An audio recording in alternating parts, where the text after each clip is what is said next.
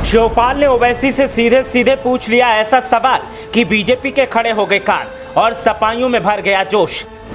शिवपाल सिंह ने बीजेपी के खिलाफ रणनीति में उठाया अहम कदम। रणनीति का सूत्रधार हो सकते हैं ओवैसी। क्या सत्ताधारियों को अब दोहरी चुनौती का करना पड़ेगा सामना? देखिए शिवपाल के सवाल पर क्या बोले ओवैसी और क्यों ओवैसी के साथ सपा बढ़ा रही है नजदीकियां।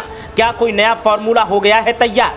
कहते हैं कि दुश्मन का दुश्मन सबसे अच्छा दोस्त होता है और यही दोस्ती कई बार दुश्मन को कमजोर करने का सबब बनती है। शायद इसी बात को ध्यान में रखते हुए अब समाजवादी पार्टी ओवैसी को साथ लाने की तैयारी कर रही है और तैयारी इस बात की हो रही है कि कैसे बीजेपी के सामने पूरी ताकत के साथ 2024 में चुनौती पेश की जाए। वैसे तो ओवैसी और सपा का साथ कभी नहीं दिखा, लेकिन अब शिवपाल सिंह यादव ने ओवैसी से सीधे सीधे कुछ ऐसा पूछ लिया कि बीजेपी वालों के कान खड़े हो गए और सबसे ज्यादा राजभर को लेने के देने पड़ गए।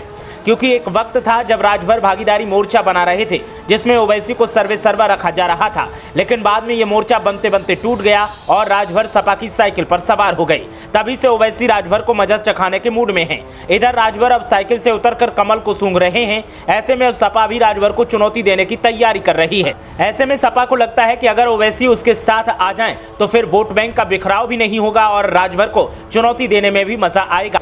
इसीलिए शिवपाल सिंह यादव इन दिनों जहां ओवैसी की तारीफों के पुल बांध रहे हैं तो ये भी लगे हाथ पूछ लिया कि सपा के साथ वो कब आ रहे हैं।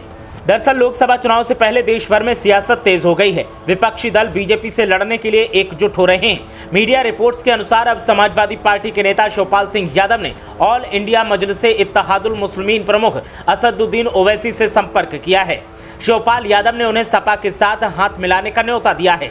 मीडिया रिपोर्ट्स के अनुसार सपा नेता शिवपाल सिंह यादव ने पूछा कि ओवैसी साहब बहुत अच्छे आदमी हैं, लेकिन वो बीजेपी के खिलाफ सपा के साथ हाथ कब मिलाएंगे। ओवैसी के सपा के साथ संपर्क की खबर मिलते ही अब सपा और AIMIM के साथ आने की अटकलें तेज हो गई हैं। बता दें कि साल 2022 के विधानसभा चुनाव में भी ओवैसी ने बीजेपी से ज्यादा सपा पर निशाना साधा था। सपा ने AIMIM को बीजेपी की बी टीम बताकर पलटवार किया था। 2022 का चुनाव जीतने में सपा के असफल होने और AIMIM के चुनाव में एक भी सीट नहीं जीतने के बाद दोनों पार्टियों के बीच मनमुटाव धीरे धीरे खत्म हो गया और अब स्थितियां ये हैं कि ओवैसी को साथ लेकर चलने के लिए सपा भी तैयार दिखाई दे रही है। तो ओवैसी को भी लगता है कि अगर सपा का साथ मिला तो उत्तर प्रदेश में उसे खाता खोलने में आसानी होगी। देखना यह है कि चाचा शिवपाल सिंह यादव के इस खुले सवाल के बाद ओवैसी क्या फैसला लेते हैं और क्या वो सपा के साथ आते हैं या फिर सपा से उनकी दूरी बरकरार रहती है।